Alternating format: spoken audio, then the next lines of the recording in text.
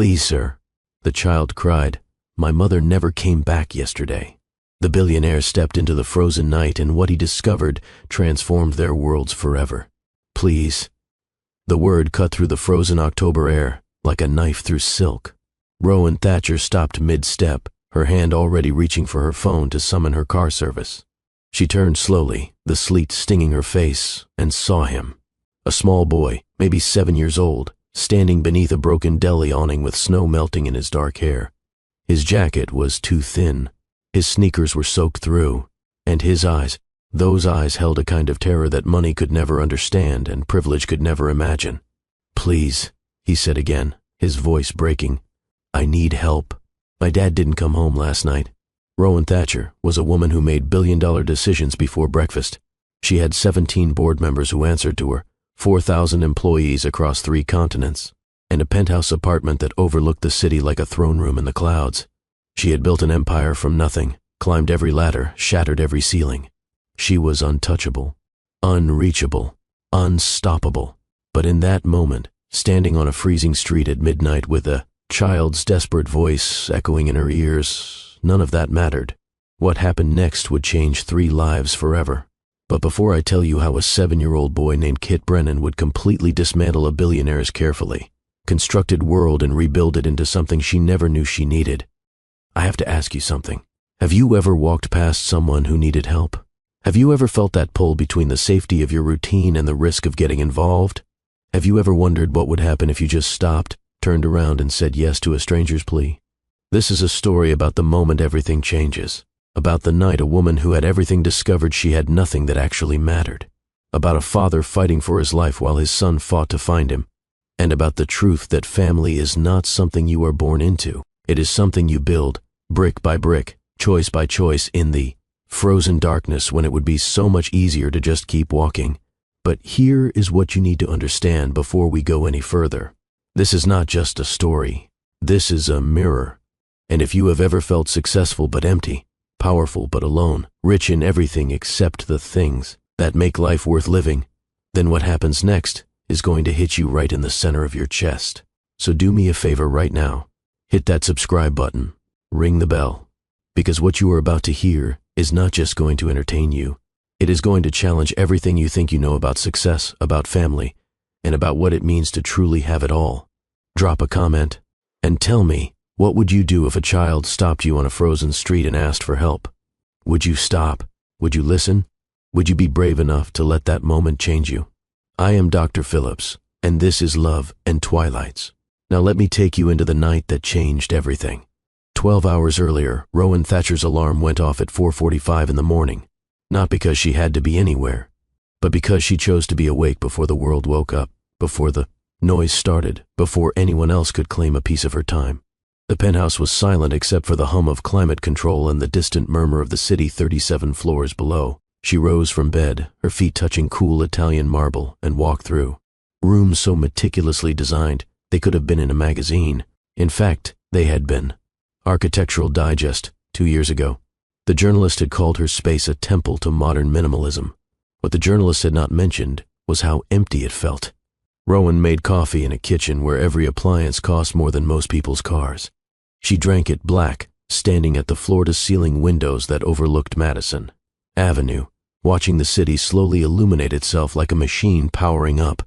Somewhere down there, people were waking up to families, to noise, to chaos, to mess, to life.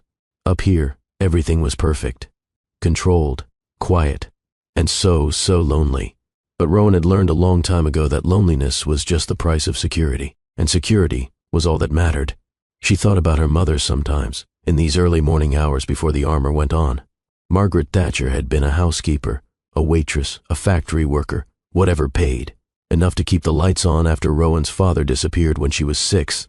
Rowan could still remember her mother's hands, red and cracked from chemicals and hard work, tucking her into bed in their 1-bedroom apartment that smelled like mildew and hope. "You are going to be someone," her mother used to whisper. "You are going to have everything I never did." And Rowan had delivered on that promise.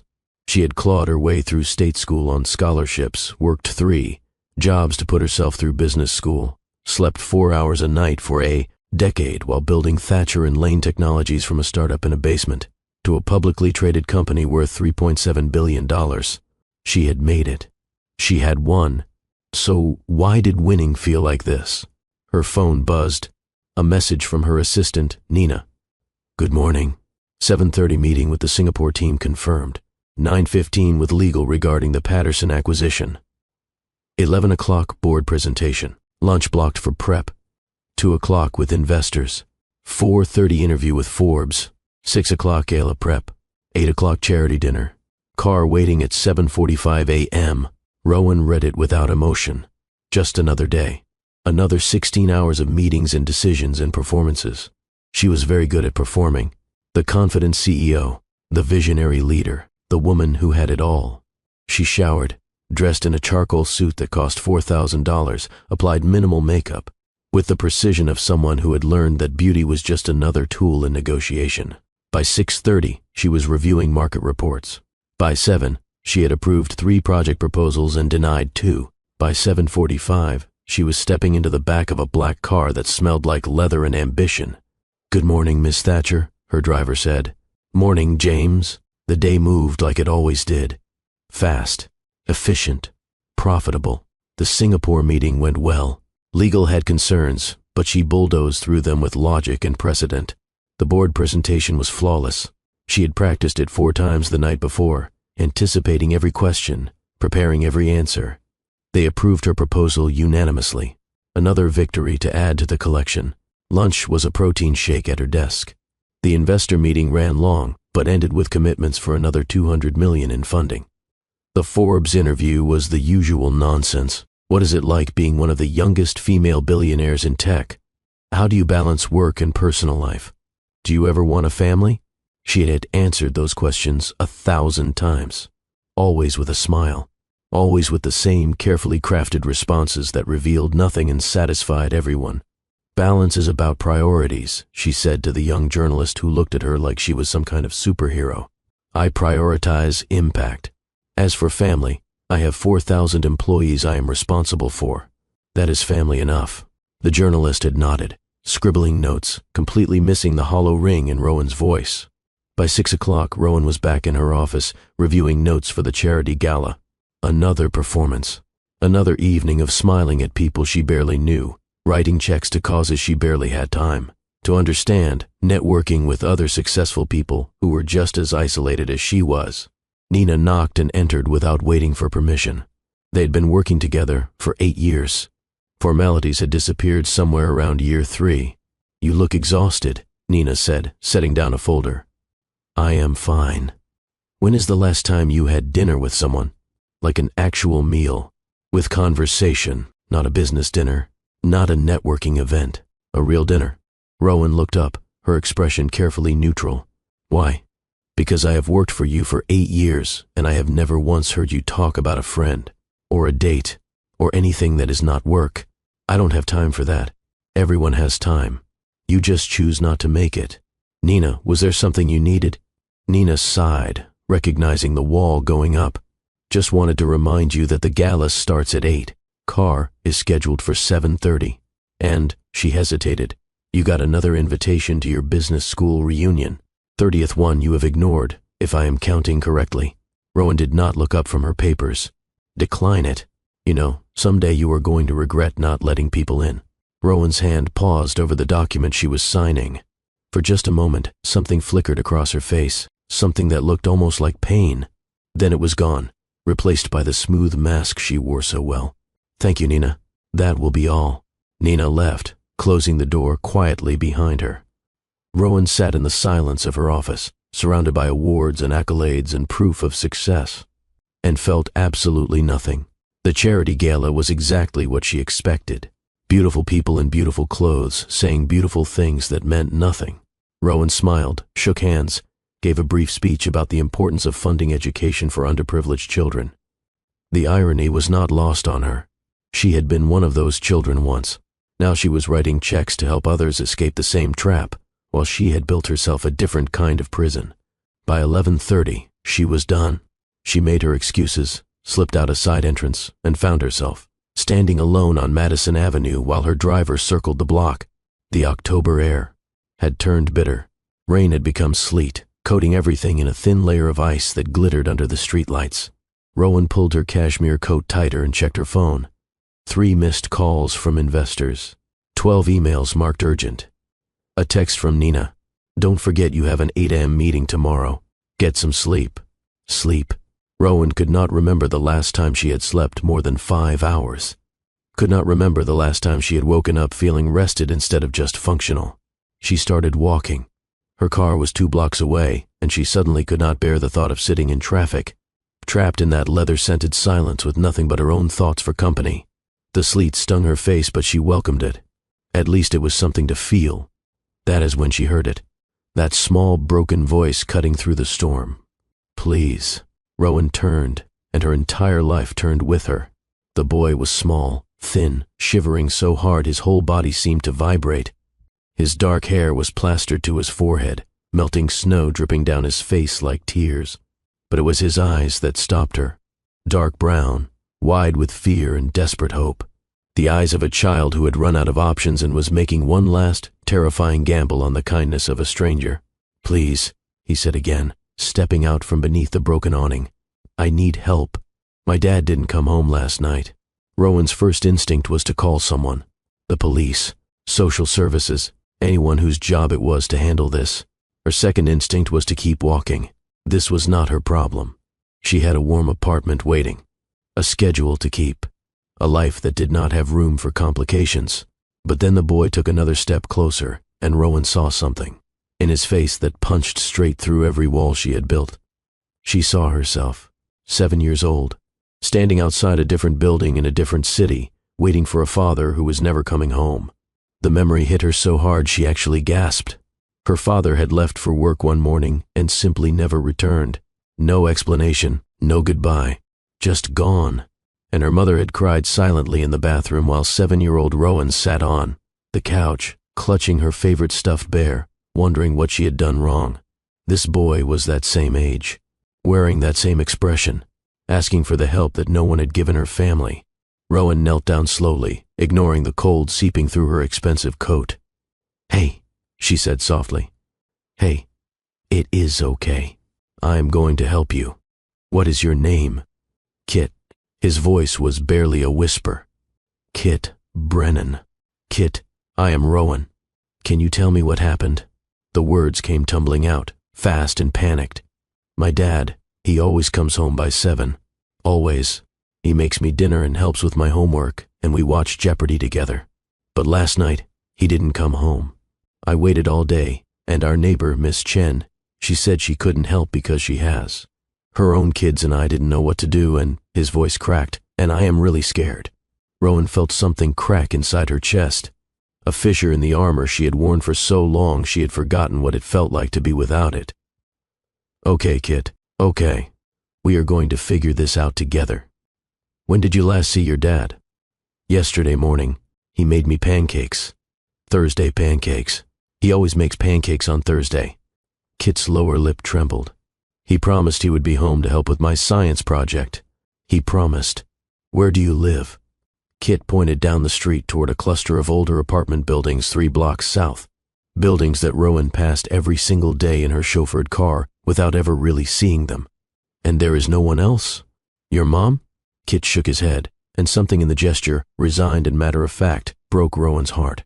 It is just me and Dad. It has always been just us. The sleet was coming down harder now. Kit's shivering had become violent, his lips tinged blue. Rowan made a decision, not with her head, which was screaming about liability and complications, and all the very good reasons to call the authorities and walk away, but with something deeper, something she had buried under years of ambition and self-protection. Come with me, she said, extending her hand. We are going to your apartment first, and then we are going to find your dad. I promise. Kit stared at her hand. She could see him weighing the stranger danger warnings every kid learns against the crushing fear of being alone. She could see the exact moment he decided to trust her. His small, ice-cold fingers wrapped around hers. Okay, he whispered. They walked together through the freezing rain. Rowan shortened her stride to match his small steps. She noticed he was trying very hard not to cry, his jaw clenched tight, his breathing deliberate and controlled. Too young to have to be this brave, she thought. Too young to be carrying this much fear. What grade are you in, Kit? Second. His voice was small but steady. I am 7 3/4. 7 3/4. Very important, that 3/4. Kit nodded seriously. My birthday is in January. I will be 8. That is when Dad said I could get a library card with my own name on it. That is a good present. Yeah. Kit looked down at his soaked sneakers. Dad says libraries are the best invention humans ever made. Free books, free knowledge, free hope. Those are his words. Free hope. Rowan felt that crack in her chest widen. Your dad sounds like a smart man. He is the smartest. Kit's voice filled with fierce pride. He works really hard. 2 jobs sometimes. But he always comes home. Always. He wouldn't just, the pride wavered, he wouldn't just leave me. I believe you, Rowan said quietly. And we are going to find him. The apartment building was worse than she had imagined, and Rowan had grown up poor enough to imagine quite a lot. The front door hung crooked on its hinges, the intercom system long since broken. Just a tangle of wires hanging from the wall like mechanical intestines. Inside, the hallway smelled like mildew, cooking grease, and something else. Desperation, maybe. The particular scent of people barely holding on. They climbed narrow stairs with cracked tiles and flickering overhead lights that buzzed like dying insects. Kit led her to the 4th floor, down a hallway where someone's television blared too loud and a baby cried behind thin walls. This one, Kit said, stopping at apartment 4C. The door was unlocked. Kit pushed it open, and Rowan followed him inside, and what she saw made her throat tighten. The apartment was tiny. A living room barely big enough for a couch and a small television. A kitchen that was more of an alcove, with a 2-burner stove and a refrigerator that hummed too loud. A hallway that probably led to a single bedroom and bathroom. But it was clean. Meticulously, carefully clean. The couch cushions were arranged just so. The kitchen counter was clear except for a single coffee mug drying in a dish rack.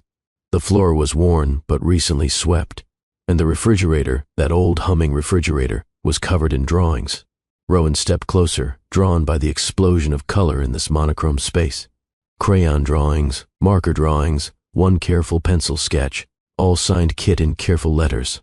Most of them showed 2 stick figures, one tall and one small, holding hands. Some were labeled me and Dad. Others showed scenes, playing catch, making pancakes, reading books, a whole life captured in a child's art gallery. We draw together on Sundays, Kit said quietly, coming to stand beside her. Dad says art is important, that it helps you remember the good days when bad days come. Rowan looked at those drawings and felt something shift fundamentally inside her. This was not poverty. This was love. This was a father who worked himself to exhaustion but still made time for Thursday pancakes and Sunday art projects. This was a child who was cherished, protected, prioritized. This was everything Rowan had built her empire to prove she did not need. And she realized, with a clarity that was almost painful, that she had been lying to herself for a very long time. Okay, she said, pulling out her phone. Let me start making some calls. Do you know where your dad works? The distribution center. On River Street. He loads trucks. Rowan searched for the number and dialed. It rang 4 times before a bored voice answered. River Street, night desk. Hi, I am trying to locate one of your employees. Avery Brennan. He was supposed to be home yesterday evening, and his son is very worried. She heard the click of a keyboard. Brennan. Yeah, he was on the 2 to 10 shift yesterday. Clocked out at 10:15. Did he leave? Did anyone see him go? Lady, I do not keep track of 300 workers. He clocked out. That is all I know. The line went dead. Rowan resisted the urge to throw her phone. Instead, she looked at Kit, whose eyes were locked on her face with desperate hope. She crouched down to his level again. Okay, he left work about an hour and a half after his shift ended. That is good. It means we have a time frame.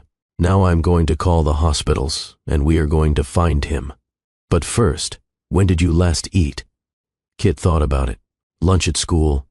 We had chicken nuggets. Rowan checked her watch. That was 11 hours ago. She moved to the kitchen and opened the refrigerator, her chest tightening at what she found. Sparse, but organized. Some eggs, half a gallon of milk, bread, some deli meat, condiments lined up with military precision, a container of leftover rice, This was the refrigerator of someone carefully managing every dollar. She made Kit a sandwich while calling hospitals on speakerphone. She had learned to multitask a long time ago. Mercy General first. No John does matching that description. St. Anthony's next. Nothing. Harbor View. She was expecting another no when the voice on the other end paused. We have an unidentified male, mid-30s, brought in around 11 p.m. last night. Vehicular accident victim near the River Street Junction. He was unconscious when he arrived. Rowan's blood went cold. Her hand froze halfway through spreading mayonnaise. Is he alive? Critical, but stable. Are you family? His son is with me. We are coming now. She hung up and looked at Kit, whose face had gone white. She would not lie to him. Children knew when adults were lying, and they deserved better. Your dad was in an accident. He is at the hospital. The doctors are taking care of him and we are going to see him right now. Is he going to die? Kit's voice was barely audible. They said he is stable. That means he is strong. He is fighting. Just like you have been fighting. Rowan held out her hand again. Come on. Let me get you into dry clothes first. Then we go. Kit led her to the bedroom. It was small, dominated by a double bed with a patchwork quilt. On one side was a stack of library books. On the other, a small shelf with 3 action figures and a rock collection. A child's half of a shared space. Kit changed quickly into dry jeans and a hoodie, while Rowan turned away to give him privacy. When he was ready, they left the apartment. Kit grabbed a scarf from a hook by the door, wrapping it around his neck. My dad's, he said. It smells like him. Rowan's car was still circling. She called James, her driver, and within 3 minutes the sleek black Tesla pulled up. James's eyes widened when he saw Kit, but he said nothing, just opened the door. Harbor View Hospital, Rowan said. Fast as you can. Kit climbed into the back seat, his eyes wide as he took in the leather interior, the screens, the absolute luxury of it. Rowan slid in beside him. She found a blanket, kept in the car for cold mornings, and wrapped it around his shoulders. Kit pulled it tight, his small hands gripping the soft fabric. The drive took 23 minutes through rain-slick streets. Kit was silent the entire way, staring out the window at the city passing by. Rowan kept glancing at him, this small, brave boy who had gone searching in a storm because his father had not come home. Have you ever been in an accident? Kit asked suddenly, his voice small in the darkness of the car. Rowan thought about how to answer. Not a car accident, no, but other kinds, yes. When I was about your age, my dad left. Just one day he was gone. So I understand how scary this is. Did he come back? No. Rowan's voice was steady. He didn't. Kit was quiet for a moment. I am sorry. Me too. But you know what? My mom, she was amazing. She took care of me all by herself. And we made it through. Whatever happens tonight, Kit, you are not alone. Okay? Kit nodded, his eyes glassy with unshed tears. Okay. The emergency room was chaos. Bright fluorescent lights, the smell of antiseptic and fear, people, in various states of distress scattered across hard plastic chairs. Rowan strode to the desk with Kit's hand firmly in hers. Avery Brennan, she said to the nurse behind the counter. He was brought in last night from an accident. This is his son. The nurse's expression softened immediately when she saw Kit. Let me check. More typing. He is in the ICU, 2nd floor. Let me get someone to take you up. They waited in chairs that were too hard under lights that were too bright. Kit sat very still, his feet not quite touching the floor, his eyes fixed on the double doors marked authorized. Personnel only. Rowan sat beside him, and on impulse, reached over and took his hand. Kit's fingers wrapped around hers and held on tight. A doctor appeared 15 minutes later, still in surgical scrubs, exhaustion etched into every line of his face. You are here for Brennan? Rowan stood. This is his son, Kit. How is he? The doctor knelt down to Kit's level, and Rowan respected him immediately for that small act of recognition. Your dad was in a car accident. He has some broken ribs, a concussion, and some internal bruising. But he is going to be okay. He is sleeping right now because we gave him medicine to help him heal and manage the pain.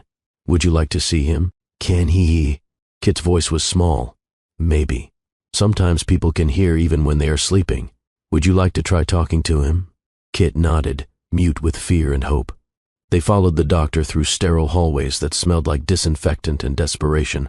past rooms where machines beeped and people fought battles Rowan could not see, to a small room at the end where monitors glowed and enforced stands stood guard. And there, lying in the bed, was Avery Brennan. Rowan had built an image in her mind. She was not sure what she had expected, but it was not this. Avery looked young, maybe early 30s, with dark hair and the kind of lean strength that came from physical labor. His face was bruised, a bandage across his forehead, his chest wrapped to support broken ribs.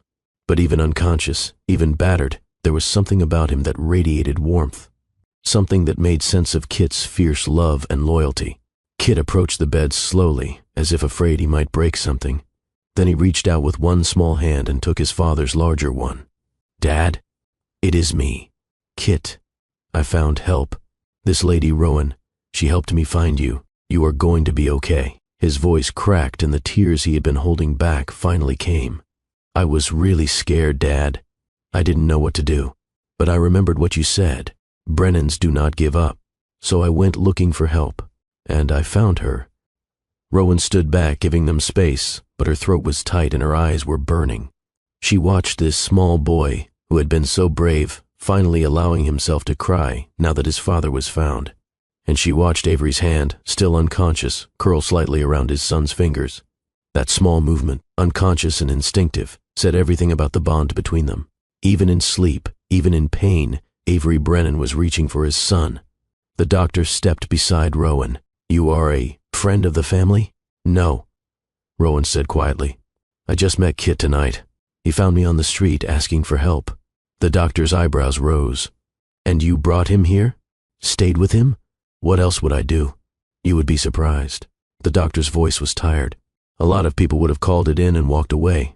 I could not do that. Well, he is lucky Kit found you. The father, too. He was alert enough when he came in to be upset that he could not contact his son. Kept trying to tell us about Kit. We could not find any emergency contact information in the system. You probably saved that kid from a very traumatic night in the system." Rowan looked at Kit, still holding his father's hand, still talking softly about school and homework, and the science project, and how he had been so scared, but he had remembered to be brave. "I think he saved me too," she said, so quietly she was not sure the doctor heard. The hours that followed blurred together in a strange, dreamlike sequence. Rowan called her assistant at 2 in the morning. Nina answered on the second ring, instantly alert. "What is wrong?" "Cancel tomorrow. All of it. Something came up. Are you okay?" Rowan looked at Kit, who had finally fallen asleep in a chair beside his father's bed, his head resting on the mattress, his hand still holding Avery's. "I will be," she said. "Just clear the day." She bought Kit dry socks from the hospital gift shop, since his were still soaked, a warm sweatshirt, a sandwich and juice from the cafeteria. She sat with him in the ICU waiting room when the nurses gently suggested he take a break, and when he finally fell asleep against her shoulder around 4 in the morning, she did not move. She sat there, this woman in a $4,000 suit holding a 7-year-old boy she had met 6 hours ago, and felt more purposeful than she had in a decade of closing deals. She thought about her mother, about all those years of struggle, about coming home to an empty apartment because her mom was working a 3rd shift, about eating cereal for dinner, about wearing the same jeans until they were 2 inches too short because there was no money for new ones. She had spent her entire adult life running from that poverty, building walls of wealth so high that hunger and fear and uncertainty could never touch her again. But somewhere in that climb, she had left behind something essential. She had left behind connection. She had left behind purpose that was not measured in stock prices. She had left behind the ability to just be human with another human. Until tonight, until a child's voice in the darkness had stopped her, had made her remember. When dawn broke gray and cold through the hospital windows, Avery Brennan opened his eyes. The first sound he made was a groan of pain. The second was a word. "Kit, I am here, Dad." Kit scrambled up from Rowan's shoulder, suddenly wide awake. "I am right here." Avery's eyes found his son, and the relief that flooded his face was so profound it hurt to witness. "You are okay," he rasped, his voice rough from intubation and medication. "You are okay. I am okay. You are okay." Kit's voice trembled. "I found help, Dad. I remembered what you said about being brave. And I found help. Avery's gaze shifted then, tracking from his son to the woman standing just behind him. Confusion flickered across his battered face. Who? Rowan stepped forward slowly, not wanting to alarm him. My name is Rowan Thatcher. Your son found me last night when you did not come home. I helped him find you. You. Avery's eyes narrowed slightly, trying to process through pain and medication. You stayed with him? I did. All night? Yes. Why? It was such a simple question. Such a complicated answer. Rowan looked at Kit, then back at Avery. Because he asked for help. And because a long time ago I needed help and no one stopped. I was not going to let that happen to him. Avery stared at her for a long moment. She could see him trying to reconcile her expensive clothes, her polished appearance, with the fact that she was here in a hospital room at dawn with his son. She could see the wariness, the pride, the confusion, and underneath it all, the bone-deep exhaustion of a man who had been fighting alone for so long that kindness looked like a trap. Thank you, he said finally, his voice breaking. Thank you for keeping him safe. You are welcome. Rowan's voice was steady. The doctor says you are going to recover fully.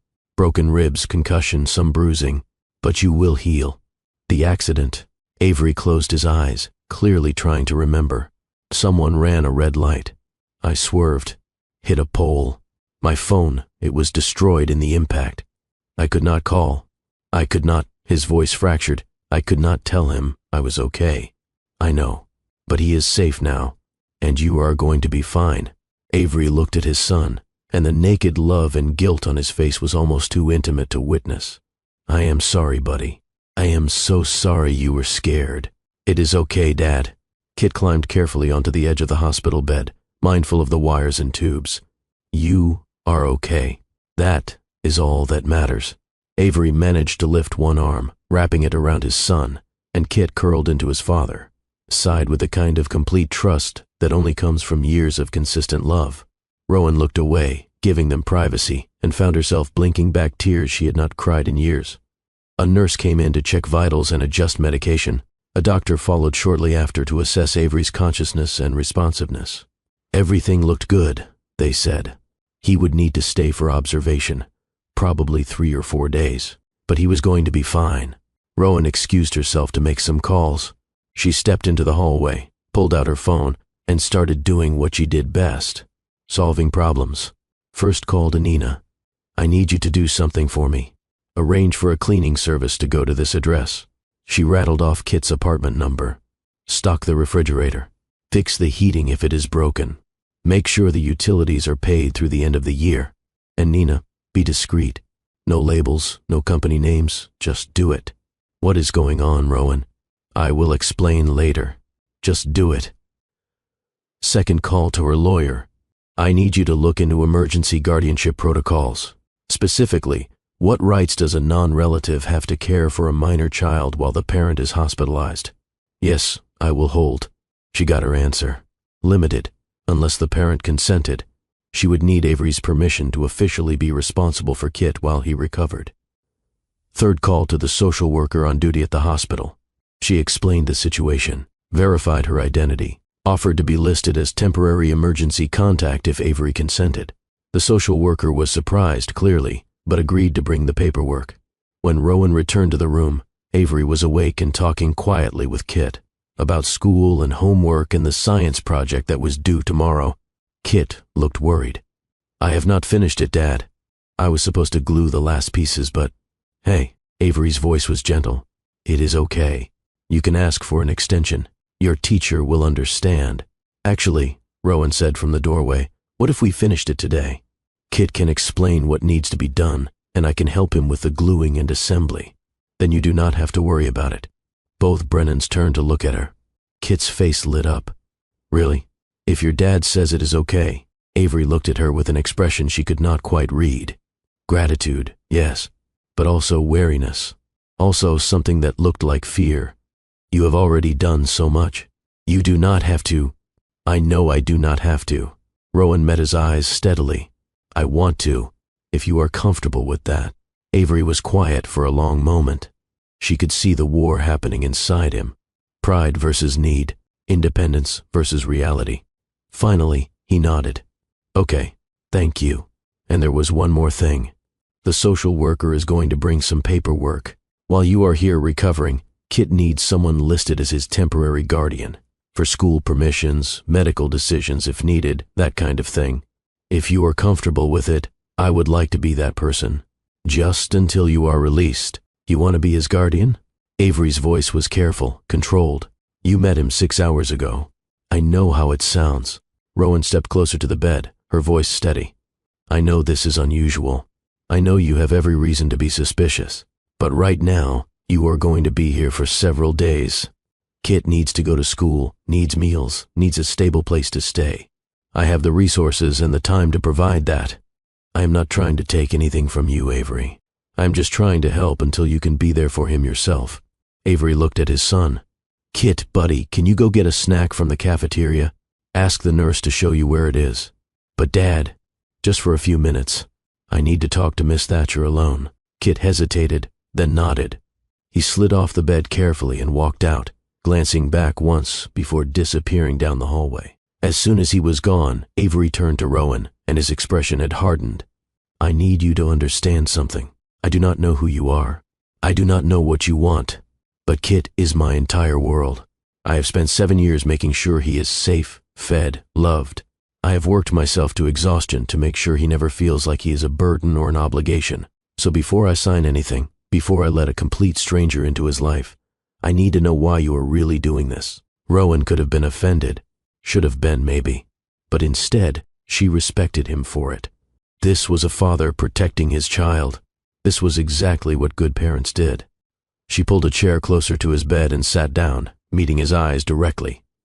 When I was 7, my father left. No explanation, no goodbye, just gone.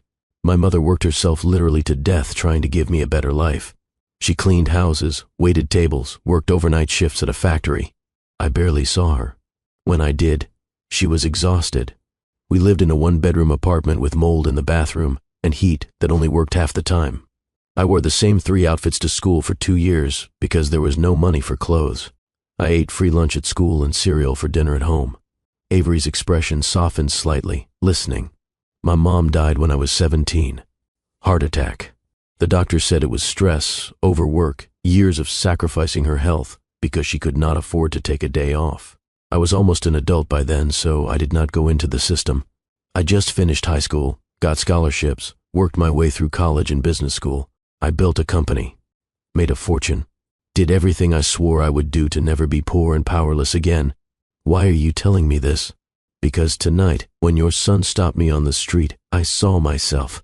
I saw that same fear, that same desperation, and I realized that I've spent 20 years building an empire, and I do not have a single person in my life who would miss me if I disappeared tomorrow. I have money, Avery. I have power and success and everything I thought mattered. But I do not have what you have. I do not have someone who loves me the way Kit loves you. I do not have purpose beyond profit margins. She leaned forward, her voice intense. I am not doing this because I pity you. I am doing this because your son reminded me what actually matters, and because I have the resources to help, and it would be morally bankrupt to walk away when I can make a difference. I do not want anything from you. I do not want to take your son or replace you or play savior. I just want to help a good father and a brave kid get through a hard moment. That is all. Avery stared at her for a long time. She could see him weighing her words, looking for the lie, the angle, the hidden cost.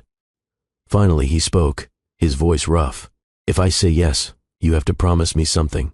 Anything. You have to promise that the second I am out of here, I take over again. That this is temporary. That you will not make Kit feel like what I provide is not enough. Rowan felt that crack in her chest widen into a chasm. I promise. What you provide is everything. I have spent my entire life chasing what you have and did not even know it. Avery's eyes glistened. He looked away, blinking hard. Okay, you can be his temporary guardian, but we do this my way. You do not spoil him. You do not buy him things to make up for what we do not have. You just keep him safe and fed and get him to school. Can you do that? Yes. And you keep me updated. Every day. I want to know how he is, what he is doing, if he is okay. Of course. Avery nodded slowly, then reached for the call button. When the nurse came in, he asked for the social worker. The paperwork was brought, explained, and signed. And just like that, Rowan Thatcher became the temporary legal guardian of a 7-year-old boy she had met in a storm. Kit returned with a chocolate pudding cup and a tentative smile. "Everything okay?" "Everything is okay, buddy." Avery managed to smile despite the obvious pain. "Miss Thatcher is going to stay with you while I am here getting better. You're going to stay with her, go to school, and be on your best behavior. Okay?" Kit looked between them, processing. "I'm not going into foster care. No, you are staying with Rowan, and I will be out of here in a few days, and then everything goes back to normal." Kit turned to Rowan. "You are really going to let me stay with you?" "If you want to." Rowan's voice was gentle. "I have a guest room, and I work from home a lot, so I can help with homework and make sure you get to school. Your dad will be just fine here, and you can visit every single day. Does that sound okay?" Kit nodded, then surprised her by stepping forward and hugging her. "Thank you," he whispered. Rowan's arms came around him automatically, and she felt something in her chest that she had not felt in years. Something warm and terrifying and absolutely essential. "You are welcome, Kit." They spent the rest of the morning at the hospital. Rowan made phone calls, rearranging her entire week. Kit sat with his father, talking about school and friends and the science project about solar energy that was half finished at home. Around noon, Rowan gently suggested they go back to the apartment to get Kit's things and finish the project. "Go," Avery said, though Rowan could see it cost him to let Kit leave. "I will be right here when you get back." The drive back to the apartment felt different in daylight. Kit was more talkative now, the terror of the night before easing into something that looked almost like hope. He told Rowan about his teacher, Miss Anderson, who let him help feed the class fish, about his best friend Marcus who could burp the alphabet, about how he wanted to be an astronaut or maybe a librarian when he grew up, because both jobs involved exploring new worlds. Rowan listened, really listened, and realized she could not remember the last time she had had a conversation that was not about business. Could not remember the last time someone had shared something with her just because they wanted to, not because they needed something. The apartment looked different too. Someone had already been there. The heating was fixed, humming quietly. The refrigerator was fully stocked with healthy food and kid-friendly options. The lights all worked. There was even a new blanket folded on the couch. Kit noticed immediately. "Did you do that?" "I had some help," Rowan said carefully, remembering Avery's request not to make him feel inadequate. "I just wanted to make sure everything was working while your dad recovers." Kit walked to the refrigerator and opened it, his eyes going wide at the sight of fresh fruit, juice boxes, sandwich materials, actual groceries. "We have not had this much food since." He stopped himself. "Since a while. Your dad has been working really hard. Sometimes hard-working people just need a little help. That does not mean they are not doing an amazing job. It just means they do not have to do it alone for a few days." Kit nodded slowly, then looked up at her. "Are you rich?" Rowan considered how to answer. "Yes, I have a lot of money." "Is that why you are helping us? Because you feel bad for us?" "No. I am helping because your dad is a good man who got unlucky, and you are a brave kid who deserves stability. Money is just a tool, Kit. It does not make someone good or bad. It is what you do with it that matters. What do you do with yours?" Rowan paused. Until last night, she thought, not enough. "I run a company that makes technology. I employ a lot of people, and I am learning that maybe I should do more to help people like you and your dad. People who work hard and just need a little support. I think that would be good," Kit said with the simple moral clarity of childhood. "There are a lot of kids at my school whose parents work really hard and are still tired all the time. Then maybe I will start there." They gathered Kit's things, school clothes, his backpack, some books, the components for his science project. Kit also grabbed a framed photo from his nightstand. It showed him and Avery at what looked like a beach, both of them grinning at the camera, sandy and sunburned and happy. "From last summer," Kit said. "Dad saved up for 6 months so we could go to the ocean for 3 days. Best trip ever." Rowan looked at that photo, at the pure joy captured there, and thought about her own vacations. Luxury resorts where she worked from a cabana.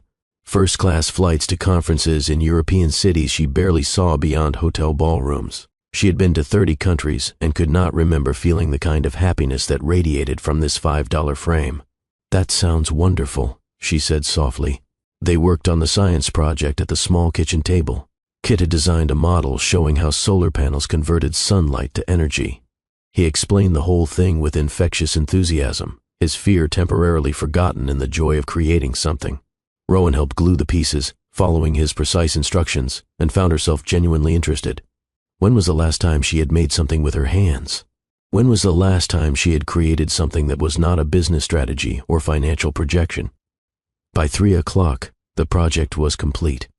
Kit held it up proudly. "We did it! Dad is going to be so proud. You did it. I just helped with the glue." Rowan smiled. "This is really impressive, Kit. You should be proud of yourself. Can we take a picture to show Dad?" "Of course." Kit posed with his project, grinning. Rowan snapped the photo and sent it to her own phone so she could show Avery later. Then she looked around the apartment, at this small space that held so much love, and made a decision. "Kit, how would you feel about staying at my place for a few days? Just while your dad is in the hospital. You can bring whatever you want to make you comfortable, and we will visit your dad every single day. But I have more space, and it might be easier." Kit hesitated. "Will it make my dad sad if I stay somewhere nicer?" Rowan knelt down to his level. "Your dad wants you to be safe and comfortable. That is all any good parent wants. This is not about nicer or worse. It is just about making things a little easier while he recovers. We will ask him together, and if he says no, then we will figure out something else. Okay?" "Okay." They packed a bag with a week's worth of clothes, Kit's favorite books, his stuffed elephant that he admitted he still slept with sometimes, and the framed photo. Then they headed back to the hospital. Avery was awake and looking slightly better, some color returning to his face. His whole expression brightened when Kit came running in with the solar project. "Dad, look. We finished it." Avery examined the project with serious attention, asking questions, praising Kit's design. "You are going to blow them away at the science fair, buddy. This is incredible." Rowan took a photo of them together, father and son, with the project between them, and knew she would remember this moment for the rest of her life. This was what mattered. Not board meetings or profit margins. This, connection, pride, love. Later, when Kit went to the bathroom, Rowan approached Avery. "I wanted to ask your permission for something. I would like to have Kit stay at my apartment while you are here. It is closer to his school, and I have the space. But only if you are comfortable with it." Avery's jaw tightened. "How much space?" "A guest bedroom, private bathroom. It is just easier than him being alone in your apartment or me trying to stay there." "Where do you live?" "The Carlisle building, 37th floor." Avery's eyes widened slightly. "That is the most expensive building in the city." "I know. But Kit will have his own space, and I promise I will not make him feel out of place. This is temporary, Avery. Just until you come home." Avery was quiet for a long moment. Finally, he nodded. "Okay, but you bring him here every day to see me. And you do not let him think that your world is normal and ours is not. He needs to understand that when I come home, we go back to our life." "I understand. And Avery, your life is amazing. What you have built for Kit, the love, the stability, the values, that is worth more than any penthouse. I mean that." Avery looked at her searchingly, then nodded. "Thank you for understanding." When Kit returned, they told him the plan. He seemed excited and nervous in equal measure. "A whole bedroom just for me?" "Just for a few days," Rowan reminded him. "Then you and your dad go home, and everything goes back to normal." "Normal," Kit repeated. But he was smiling. The drive to the Carlisle building was quiet. Kit pressed his face to the window, watching the city transition from his neighborhood to progressively wealthier areas. The buildings got taller, cleaner, more intimidating. When they pulled up to the Carlisle, with its doorman and marble lobby and crystal chandelier, Kit's eyes went huge. "You live here?" "I do." "Come on." The doorman, Robert, greeted her as always. "Good evening, Miss Thatcher." Then his eyes fell on Kit, and his professional expression faltered slightly. "Robert, this is Kit. He will be staying with me for a few days." "Of course, Miss Thatcher." "Welcome, Kit." The elevator ride to the 37th floor was silent, except for the quiet classical music piped through invisible speakers. Kit stood very still, his backpack clutched in his hands, clearly overwhelmed. When the elevator opened directly into her penthouse, Kit audibly gasped. The space was 3,000 square feet of floor-to-ceiling windows, minimalist furniture, and art that cost more than most people's houses. The city stretched out below them like a glittering carpet. This is where you live. Kit's voice was barely a whisper. By yourself? Yes. It is so big. And so quiet. Rowan heard the observation for what it was.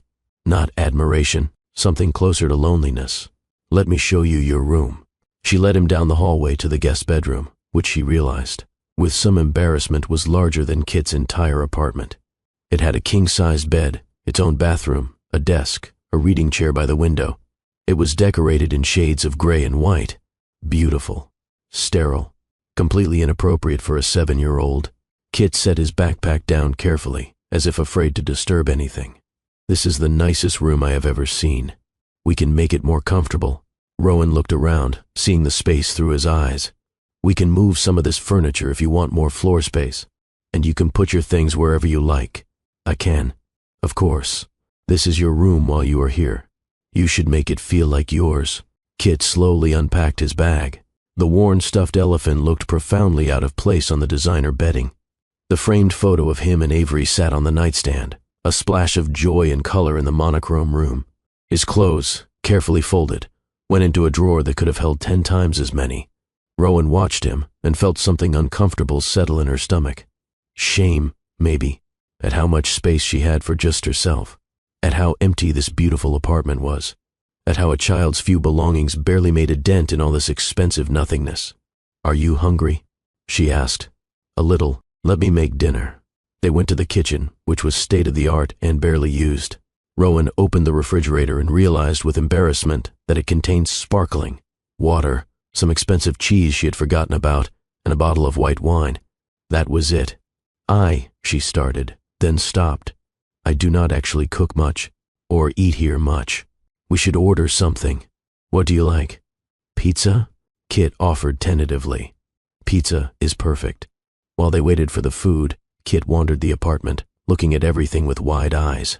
He stopped in front of a massive abstract painting that had cost Rowan $80,000 at auction. What is this? Art. What is it supposed to be? Rowan looked at the painting she had purchased because her decorator said it was important. I have no idea. What do you think it is? Kit tilted his head. Maybe a storm. Or maybe how it feels when you are scared and everything is loud inside your head. Rowan looked at the painting again, really looked, and realized Kit had just given it more meaning in 10 seconds than it had had in 2 years on her wall. I think you are exactly right. The pizza arrived. They ate on the couch because the formal dining table felt too ridiculous. Kit ate 3 slices, clearly hungry despite the hospital cafeteria snacks. Rowan ate one and mostly watched him, this small person in her huge empty space, and wondered how she had ever thought this apartment was a home. After dinner, Kit got ready for bed. He brushed his teeth in the guest bathroom, put on his pajamas, climbed into the enormous bed with his elephant. Rowan tucked him in, something she had never done in her entire life. Will you leave the light on? Kit asked quietly. Just the bathroom light. I do not like it too dark. Of course. She left the bathroom light on, and the door cracked. Kit snuggled into the pillows, looking very small in the very large bed. Rowan, he said as she was about to leave. Thank you for helping us, for helping my dad. You are very welcome, Kit. Do you think he is going to be okay? Really okay? Really okay. The doctors were very clear. He just needs time to heal. Kit nodded, then asked in a very small voice, what if something happens and he does not come home? What happens to me? Rowan came back and sat on the edge of the bed. Nothing is going to happen to your dad. But if you are asking what would happen in an emergency, you would be taken care of. There are systems, people whose job it is to make sure kids are safe. Would I go to strangers? Rowan hesitated, then spoke from somewhere deep and instinctive. No. If something happened, which it will not, but if it did, I would make sure you were okay. I promise you that. Kit's eyes searched her face. Really? Really? He smiled, just a little, and his eyes started to drift closed. Okay. Good night, Rowan. Good night, Kit.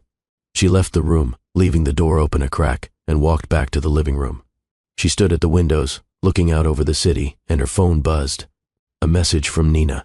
Just checking that you are alive since you canceled your entire week and have not explained why. Rowan typed back. I am fine. Something important came up. I will explain soon. Another message. The board is freaking out about the Singapore meeting. Reschedule it. Rowan, what is going on? She looked back toward the hallway where Kit was sleeping. Something that matters more than a meeting. I will call you tomorrow. She put her phone down and stood there in the silence of her perfect apartment, feeling the weight of the day settle over her. 24 hours ago, she had been a woman with a clear path and a controlled life. Now she had a 7-year-old sleeping in her guest room, a father recovering, in the hospital, and a purpose she had not known she was looking for. Her phone buzzed again. This time it was the hospital. A nurse calling to say Avery had asked them to check that Kit was settled and okay. He is fine, Rowan assured her. Asleep. Safe. Tell Avery everything is good. I will. And Miss Thatcher, thank you for what you are doing. We see a lot of kids in scary situations. It is nice when someone steps up. After she hung up, Rowan walked to her bedroom, changed into pajamas, and lay in her bed, staring at the ceiling. She should sleep. It had been an impossibly long day, but her mind was racing. She thought about Kit's question. What is it supposed to be? He had been talking about the painting, but the question felt larger. What was any of this supposed to be? The penthouse, the company, the success, the money. What was it supposed to be? She had spent 2 decades building an empire to prove she was worth something. To prove she would never be that poor, scared kid again. To prove she did not need anyone. But a 7-year-old boy with a backpack and a stuffed elephant had walked into her. Life had proven that everything she had built was just an expensive way to be alone. Rowan closed her eyes and made a decision. Whatever happened next, however long this lasted, she was going to show up. Not as a billionaire, not as a CEO, just as someone who gave a damn. Someone who stopped when a child asked for help. Someone who remembered what it felt like to need someone, and found the courage to be that someone. For a child who reminded her that the best parts of her had nothing to do with her bank account. She fell asleep with that thought, and for the first time in years slept through the night without waking. Rowan woke to a sound she had never heard in her penthouse before. Laughter. Small, bright, delighted laughter coming from somewhere down the hallway. She sat up, disoriented for a moment, before remembering. Kit. The hospital. Avery. Everything that had happened in the last 30 to 6 hours. She grabbed her robe and followed the sound to the kitchen, where she found Kit standing on a chair, in front of the massive windows, watching the sunrise paint the city in shades of gold and pink. I have never seen the sun come up from this high, he said without turning around. It is like being in an airplane, like flying. Rowan stood in the doorway, watching him, and felt something warm spread through her chest. It is beautiful, isn't it? Kit turned, his face glowing with wonder. Do you watch it every morning? No, I usually sleep through it or I am already working. That is sad.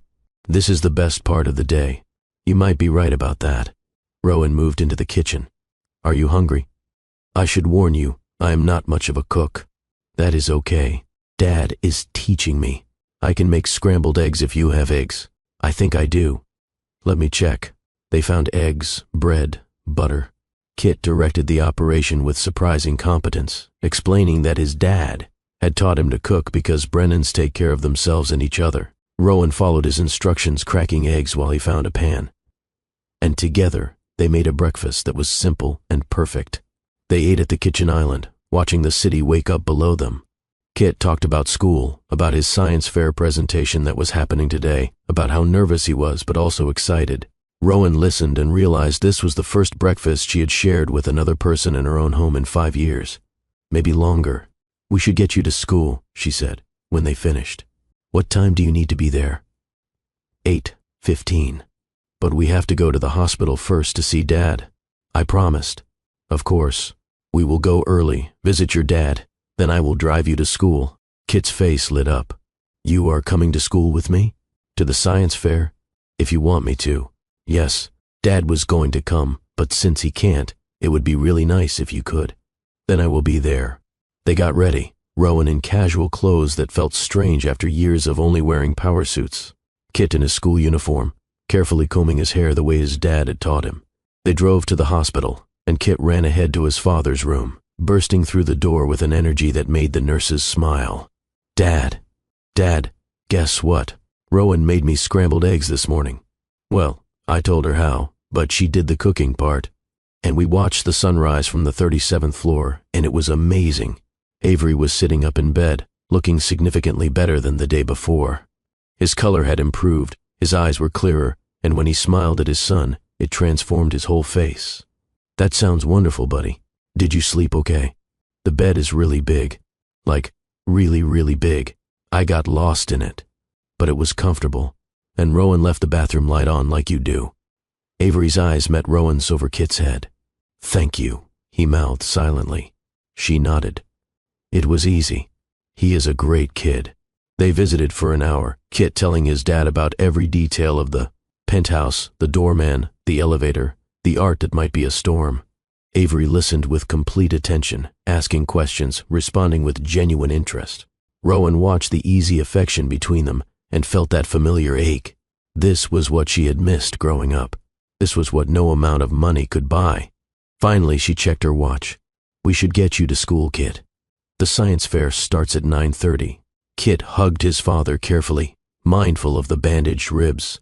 "I wish you could be there." "Me too, buddy. But you are going to do amazing. Just remember to speak loud and clear and explain it like you explained it to me. You know this stuff inside and out. I will make you proud. You always make me proud. Now go show them what Brennans are made of."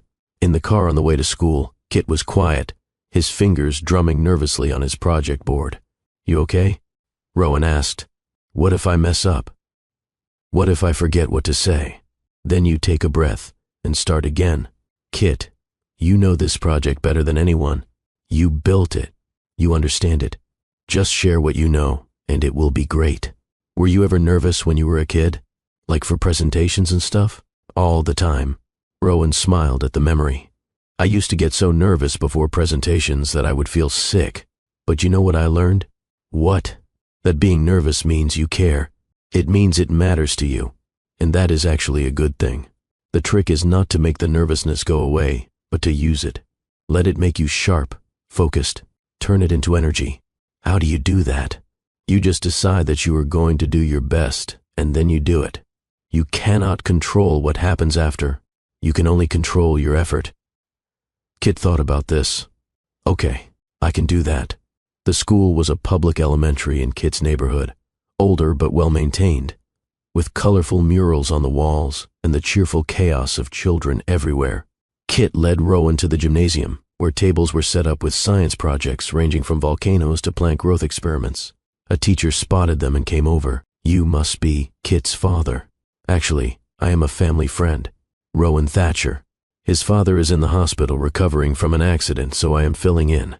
"Oh my goodness." The teacher, whose name tag read Miss Anderson, looked concerned. "Is he all right?" "He will be fine. Just needs a few days to recover. Kit has been very brave." Miss Anderson smiled at Kit.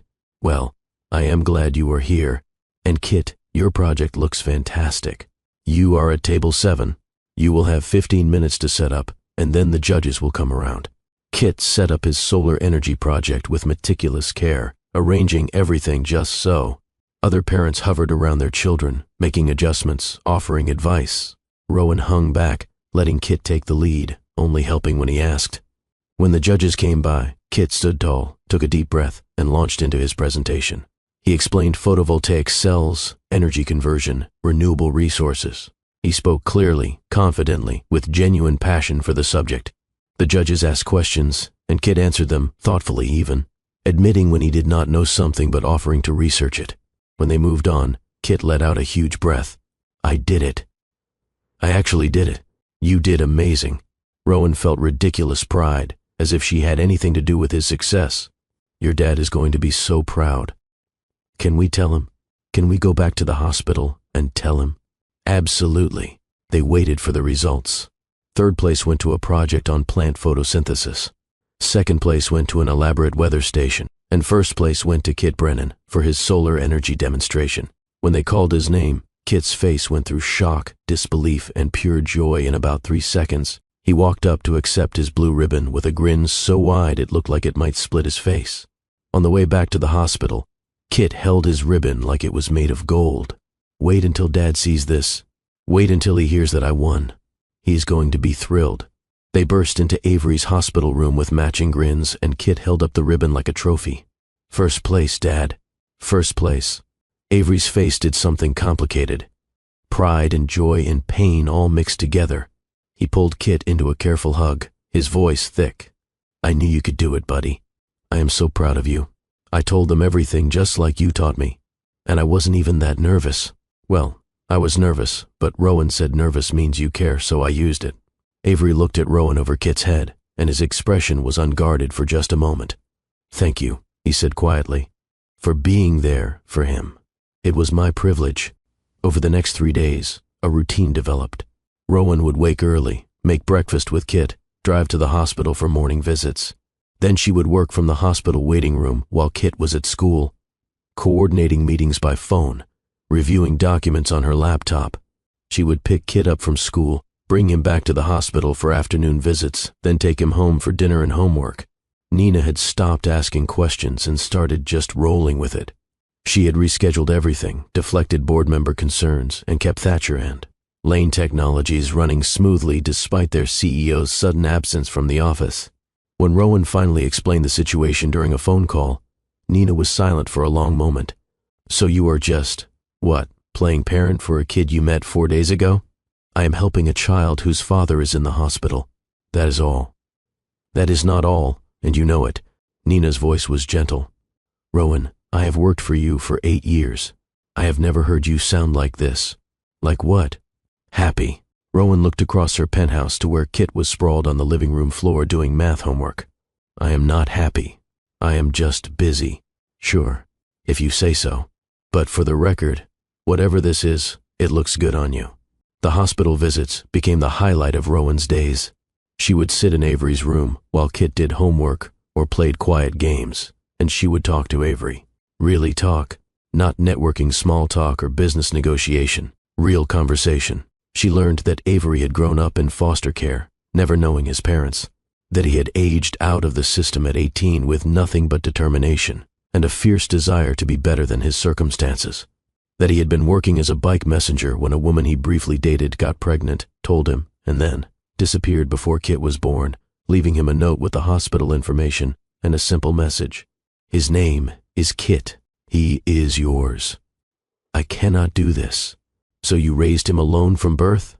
Rowan was awed, did not have much choice. But honestly, he is the best thing that ever happened to me. Being his dad, it gave me purpose, made me want to be someone worthy of him. You are. Rowan's voice was fierce. Kit is incredible, Avery.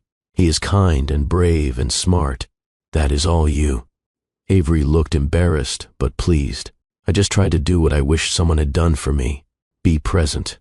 Be consistent. Love him, no matter what. That is everything. They talked about her childhood, her mother's death, the years of clawing her way up. Avery listened with complete attention, asking thoughtful questions, never judging. He was easy to talk to, this man who had been through his own fire and come out stronger. On the 4th day, the doctor came in with good news. You are healing ahead of schedule. If everything continues like this, we can discharge you tomorrow. Kit cheered. Avery smiled. But Rowan felt something unexpected. Disappointment. Because once Avery was released, this strange little bubble they had been living in would pop. Kit would go back to his apartment. Avery would recover. And Rowan would go back to her empty penthouse and her full calendar, and everything would return to normal. Except she did not want normal anymore. That night, after Kit was asleep, Rowan sat at her desk and made some calls. To her real estate contact, to her HR director, to her lawyer. By midnight, she had a plan. She just needed the courage to present it. The next morning, she and Kit arrived early to help Avery pack his few belongings. The doctor came in with discharge papers and a list of instructions. Rest for 2 weeks. Physical therapy for the ribs. Follow-up appointment in 1 week. Light duty only for at least a month. Avery nodded, taking it all in, but Rowan could see the tension in his jaw. He was already worrying about work, about money, about how he would manage. All set? Rowan asked when the paperwork was done. All set. Avery stood slowly, still moving carefully, and accepted Kit's help getting his jacket on. Let us go home. They drove to Kit's apartment in silence. When they arrived, Avery looked up at the building and took a deep breath. Home. They climbed the stairs slowly, Avery pausing twice to catch his breath. When they reached apartment 4C, he opened the door and stepped inside. then stopped. The apartment was spotless. The heat worked perfectly. The refrigerator hummed quietly but efficiently. Fresh flowers sat on the small kitchen table. "What?" Avery started, then stopped. "I had some people come in," Rowan said quickly, "just to make sure everything was working. I hope that is okay." Avery walked to the refrigerator and opened it. It was fully stocked with healthy food, fresh produce, everything organized and labeled. He turned to her, his expression complicated. "Rowan, I know you said not to do too much, but you are recovering. You need good food and a warm place to rest. This is not charity. This is just making sure you can focus on healing instead of worrying about logistics. This is too much. It is really not. To me, this is nothing. But to you right now, recovering, it is everything. Please, just accept it." Avery looked at his son, who was watching the exchange with wide eyes, then back at Rowan. He nodded slowly. "Thank you, but we are square now, okay? You have done more than enough. Actually, there is one more thing." Rowan pulled an envelope from her bag. "I wanted to talk to you about something." "What is this? A job offer? From my company?" Avery's expression shuddered immediately.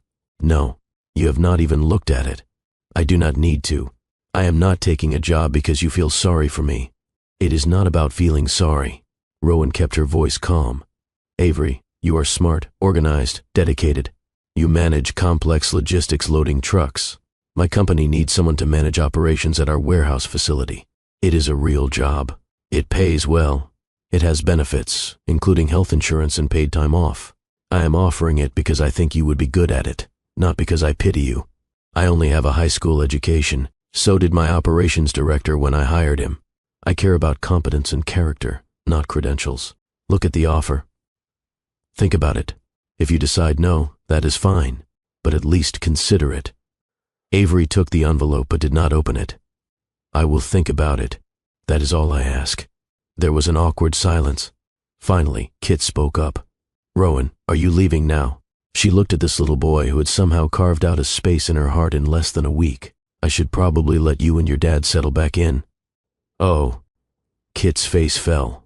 "Okay, but I will visit, if that is okay with your dad." Avery nodded. "Of course, you are always welcome here." Rowan gathered her things, and Kit walked her to the door. When she knelt down to say goodbye, he surprised her by hugging her tightly. "Thank you for taking care of me, and for taking care of my dad." "You are very welcome, Kit. You can call me any time, okay?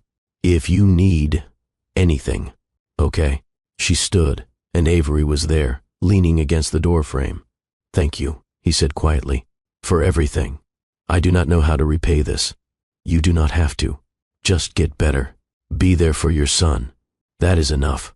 She left before she could say anything else, before she could admit how much she did not want to leave, how empty her penthouse was going to feel, how these few days had shown her what she had been missing all along. The penthouse was exactly as she had left it. Perfect, silent, empty. Rowan stood at the windows looking out over the city and felt the loneliness settle over her like a weight. Her phone buzzed. A message from Nina. "Welcome back to the land of the living. Your calendar is booked solid starting tomorrow. Hope your little vacation was worth it." "It was," Rowan typed back. "It really was." That night, she could not sleep. She wandered her apartment, looking at all the expensive things that meant nothing. She thought about Kit's drawings on the refrigerator, about Avery's careful budgeting and fierce love, about pancakes on Thursday and art on Sunday, and a life built not on money, but on meaning. Her phone rang at 2 a.m. She grabbed it, heart pounding. Kit's name on the screen. "Kit? What is wrong? Is your dad okay?" "He is fine." Kit's voice was small.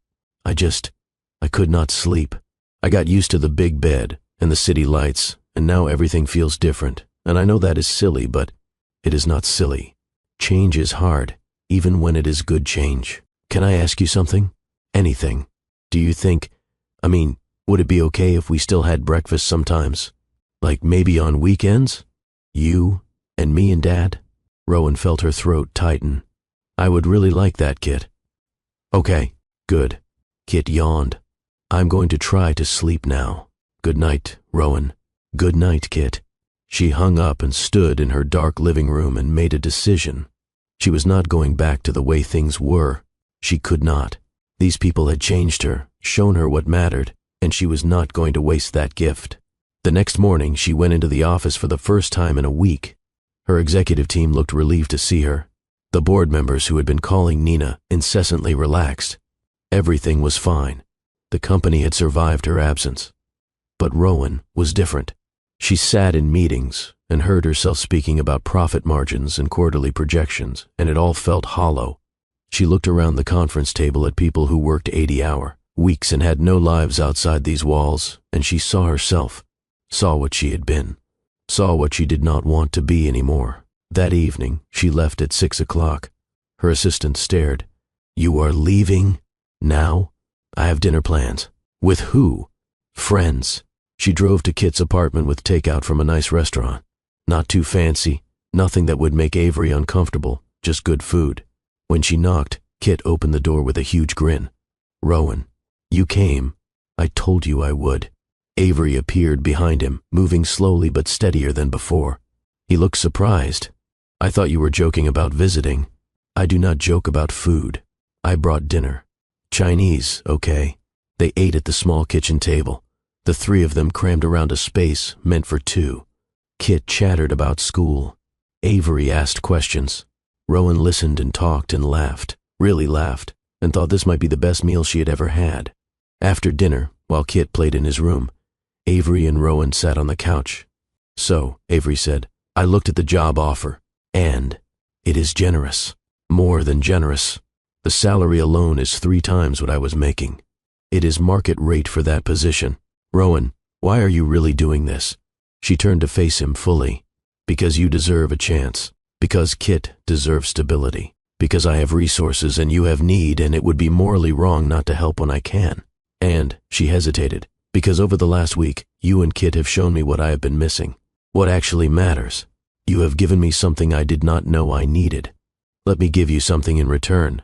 "What did we give you?" "Purpose. Connection. A reason to wake up that is not about winning or succeeding or proving something. You reminded me what it feels like to be human." Avery was quiet for a long moment. "If I take this job, I need you to promise me something. Anything. You have to let me earn it. I do not want special treatment. I do not want people knowing I only got hired because of you. I want to succeed or fail on my own merit. Deal." Rowan extended her hand.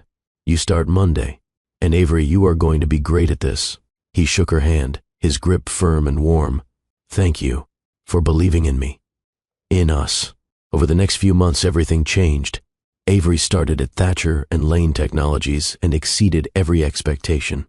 He was organized, efficient, innovative in his approach to logistics. Within 6 weeks, he had streamlined their distribution system and saved the company $200,000. People respected him not because of his connection to Rowan, but because he was damn good at his job. Kit flourished with the stability. New school closer to Avery's work. Consistent meals, regular schedule. He joined the science club, made new friends, started talking about maybe being an engineer when he grew up, and Rowan found herself spending more and more time with them. Weekend breakfasts became a tradition. She would show up Saturday mornings with fresh bagels, and they would eat together while Kit worked on art projects and Avery read the paper. She started attending Kit's school events, science fairs, art shows, the winter concert where Kit played the recorder enthusiastically if not always accurately. She noticed other things too. The way Avery smiled when she walked into a room. The way his hand would brush hers when they both reached for something. The way conversations that used to be about logistics and schedules had deepened into real intimacy. They talked about books, about philosophy, about their fears and dreams. One Saturday evening, after Kit had gone to bed, Avery and Rowan sat on his couch with mugs of tea. It had become their ritual. Kit to bed at 8. Then an hour or two of quiet conversation before Rowan went home. "Can I ask you something?" Avery said, his voice careful. "Of course. Why are you still here?" "Not in a bad way. I just mean, you have done so much for us already. You got me the job. Kit is stable. We are okay. You do not have to keep coming around. What if I want to? Why would you want to spend your weekends in a tiny apartment eating pancakes when you could be, I do not know, doing billionaire things? Because this is better." Rowan set down her mug. Avery, before I met you and Kit, I had everything and nothing, money and success and an empty life. Coming here, being with you two, it is the first time I have felt like I matter for reasons that have nothing to do with my bank account. You matter. You have always mattered. Not like this. You and Kit, you see me. Not my company or my money. Just me. Do you have any idea how rare that is? Avery looked at her for a long moment. For the record, he said quietly, I see you. And I like what I see. The air between them shifted. Charged. Rowan felt her breath catch. Avery, I know this is complicated. I know I work for your company. I know our lives are different. But I would be lying if I said I did not think about you. A lot. I think about you too. Yeah? Yeah. So what do we do about that? Rowan leaned forward, closing the space between them. I think we stop overthinking it. She kissed him. Softly at first, tentative, giving him a chance to pull back. He did not. Instead, his hand came up to cup her face, and he kissed her back with a tenderness that made her heart ache. It was not urgent or passionate. It was something better. It was real. When they finally pulled apart, Avery rested his forehead against hers. Well, he said, slightly breathless, that was unexpected. Good unexpected? Very good unexpected. But Rowan, we need to be smart about this. Kit has to come first. And my job, I cannot have people thinking. I know. We will be careful. We will take it slow. We will make sure Kit is comfortable. But Avery, I am not walking away from this. From you. Good. Because I do not want you to. They sat there in the quiet of his apartment, holding hands, and Rowan thought about how strange life was. A year ago she would have laughed at the idea of falling for someone who had nothing, who lived in a tiny apartment and raised a kid alone and worked with his hands. But now she understood that Avery had everything that mattered. Integrity, kindness, courage, love, and she was falling for him hard. Over the next few months they navigated their new relationship with care. No public displays at work, separate professional and personal lives. But in private, in the safe space of his apartment or her penthouse when Kit stayed with a friend, they built something real. She learned that Avery was a terrible cook except for breakfast foods, that he read philosophy and history in his spare time, that he had opinions about architecture and urban planning that were surprisingly sophisticated, that he was gentle and thoughtful and made her laugh with dry wit that caught her off guard. He learned that she was competitive about board games, that she could not sing but did anyway when she thought no one was listening, that she had never learned to ride a bike, that beneath the polished CEO exterior was a woman who was funny and warm and desperately wanted to be loved for herself. Kit noticed the shift before they officially told him. One Sunday morning over pancakes, he looked between them and grinned. Are you guys dating? Rowan and Avery exchanged glances. Would that be okay with you if we were? Avery asked carefully. Kit rolled his eyes with the exasperation of the very young. Obviously. You both smile all the time now. It is kind of gross, but also nice. So, you are okay with it? Dad, Rowan is the coolest. She helped save you. She helped us. She makes you happy. Why would I not be okay with it? Avery pulled his son into a hug.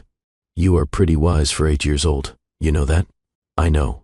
They laughed, and something settled in Rowan's chest. This was family, not defined by blood or legal documents, defined by choice and love and showing up day after day. But not everyone was supportive. At work, whispers started. The CEO was dating an employee, someone from the warehouse floor no less. It was inappropriate. It was unprofessional. The board had concerns. Rowan faced them in a closed-door meeting, her expression steely. My personal life is personal. Avery Brennan was hired on merit and has exceeded every performance metric. If any of you have concerns about his work, present them. Otherwise, this conversation is over. But Rowan, one board member pressed, the optics. The optics are that I am a human being with a personal life. I have given this company 15 years. I have made every single one of you wealthy beyond measure. I am allowed to have a relationship. The board backed down, but the damage was done. Avery heard the gossip, heard the whispers that he had slept his way to a promotion he had not earned. It ate at him. One night, he pulled back, told Rowan they needed to slow down, that he could not handle people thinking he was using her, that it was affecting his work, his reputation. So what? You were just going to end this? Rowan felt panic rising. Because people are talking. I am not good enough for you, Rowan. We both know it. You deserve someone from your world. Someone who can stand beside you at those fancy events without people whispering that you are slumming it. Do not do that. Do not tell me what I deserve. I deserve someone who sees me, who loves me for who I am, not what I have. That is you, Avery. That has only ever been you.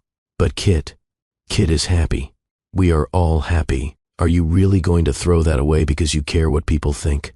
They are talking about you too, saying you have lost your edge, that you are distracted. I do not want to be the reason your company suffers. My company is fine. My life is finally fine. Please do not do this. But Avery was scared, and fear made him stubborn. He pulled back, stopped coming to her penthouse, kept things professional at work. It broke both of them. Kit noticed immediately. Why does not Rowan come over anymore? She is just busybody. Work stuff. That is a lie. You had a fight. We did not fight. We just... Avery struggled to explain. Sometimes grown-up relationships are complicated.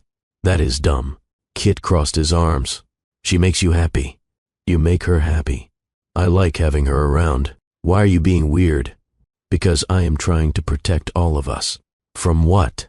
From me not being enough. Kit stared at his father with the clear-eyed wisdom of children. Dad, you are the best person I know. And Rowan thinks so too. If you push her away because you are scared, that is the dumbest thing ever. Out of the mouths of babes. That night, Avery could not sleep. He lay in bed thinking about Rowan, about how she had stopped for Kit that night in the snow, how she had stayed at the hospital, how she had looked at him like he was someone worth seeing, how she had kissed him like he was someone worth loving, and he thought about his fear, the fear of not being enough, the fear of people judging them, the fear that had ruled so much of his life since he aged out of foster care with nothing. He was tired of being afraid. The next morning he called in sick to work. Then he called Rowan. Can we talk? In person? She arrived at his apartment looking guarded, her armor back up. What do you want, Avery? I want to apologize. I want to tell you that I was wrong, that I let fear make my decisions and that was stupid. He took a breath. I love you, Rowan. I am in love with you. And I have been so scared of not being enough that I almost threw away the best thing that has ever happened to me besides Kit. Rowan's armor cracked. You love me? I love you. I love your intelligence and your strength and the way you laugh at Kit's terrible jokes. I love how you are learning to cook even though you are terrible at it. I love that you stopped for a scared kid on a frozen street and changed all of our lives. I love you, and I am done being afraid of it. Tears were streaming down her face now. I love you too. I have loved you for months, and when you pulled away, it felt like I was losing everything that mattered. I am sorry. I am so sorry. Can we try again? For real this time? Yes. He kissed her, and it felt like coming home, like the end of running and the beginning of staying. When Kit came home from school that afternoon, he found them on the couch, holding hands. About time, he said, and went to get a snack. Over the next year, they built a life together, carefully. Intentionally, Rowan cut back her hours at work, delegating more, trusting her team. She started a foundation focused on helping single parents, providing resources and support and childcare. She funded scholarships for kids from foster care in Avery's honor. Avery continued to excel at work, eventually being promoted to senior operations director on his own merit. Kit thrived in school, made the honor roll, joined the robotics team. And slowly, almost imperceptibly, they became a family. Not legally, not on paper, but in every way that mattered. Dinners together, weekend trips, inside jokes, shared routines. A life built not on grand gestures but on showing up day after day, choosing each other. 1 year to the day after Kit had found Rowan on that frozen street, they went back to the spot where it had all begun. All three of them standing on the same sidewalk where a terrified child had asked a stranger for help. Do you remember what you said to me? Rowan asked Kit. Please, I need help. My dad did not come home. Kit smiled. I was so scared. You were so brave. You saved yourself. And maybe you saved me too. Kit looked between them, these two people who had somehow become his whole world. I think we all saved each other. And he was right. This was not a story about a billionaire saving a poor family. This was a story about three people who were lost in different ways, finding each other and choosing to build something together, choosing love over fear, connection over isolation, family over everything else. So if you are still with me, if you have stayed for this whole journey, I want to ask you something. When was the last time you stopped? When was the last time you heard someone asking for help and actually helped? When was the last time you let yourself be vulnerable enough to need someone? Because here is what I have learned from Rowan and Avery and Kit. Success is not measured in dollars or titles or achievements. It is measured in connections, in the people who know you and love you anyway, in the moments you choose humanity over convenience. Rowan Thatcher had $1 billion and an empty penthouse. Now she has a family. She has pancakes on Saturday mornings, and science fairs, and art projects on the refrigerator. She has a partner who sees her, and a child who trusts her, and a life that matters for reasons that have nothing to do with quarterly earnings. And it all started because she made one choice: to stop, to listen, to say yes to a child who needed help. I want you to think about that. Think about the moments you have walked past, the people you have ignored because helping was inconvenient, the walls you have built to protect yourself from connection. And then I want you to make a different choice. Stop. Listen. Let people in. Risk being changed by them, because the greatest wealth you will ever have is not in your bank account. It is in the people who know your name and mean it when they ask how you are. Drop a comment right now and tell me about a time someone helped you when they did not have to, or about a time you helped someone and it changed you. Share your story. Let us build a community of people who understand that we are all just doing our best, and sometimes the bravest thing we can do is ask for help or offer it. If this story touched you, and I mean really touched you, share it. Send it to someone who needs to hear it. Someone who is so focused on success they have forgotten about significance. Someone who is struggling alone because they are afraid to ask for help.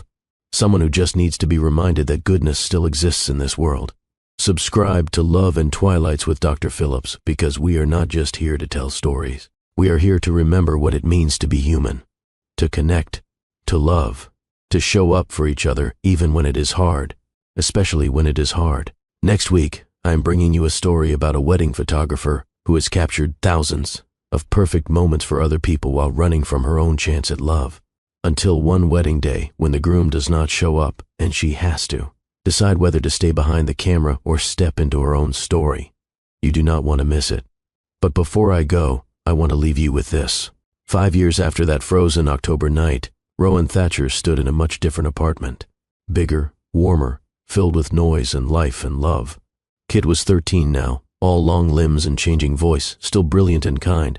Avery was beside her, his hand in hers, planning dinner while Kit argued about homework. And on the refrigerator, among the drawings and photos and permission slips and evidence of a full life, was a single ribbon. Blue. First place. From a science fair 5 years ago, when a 7-year-old boy proved that even when you are scared, even when you are alone, even when everything looks dark, you can still be brave. You can still ask for help. You can still believe that someone will stop and listen and care. That ribbon stayed on the refrigerator as a reminder, not of winning, but of the moment everything changed. The moment a stranger became family. The moment fear became courage. The moment 3 lost people found each other and built something beautiful. So let me ask you one more time. What would you do if someone asked for your help? Would you stop? Would you listen? Would you be brave enough to let it change you? I hope you would, because the world needs more people who stop, more people who listen, more people who understand that we are all connected, all struggling, all just trying to find our way home. And sometimes home is not a place. It is the people who see you and stay anyway. Thank you for being here. Thank you for listening to this story. Thank you for being part of this community that believes love and kindness and human connection still matter, still change lives, still save people in ways both big and small. Hit that like button if this story moved you. Comment below with your own story of unexpected connection. Share this video with someone who needs hope.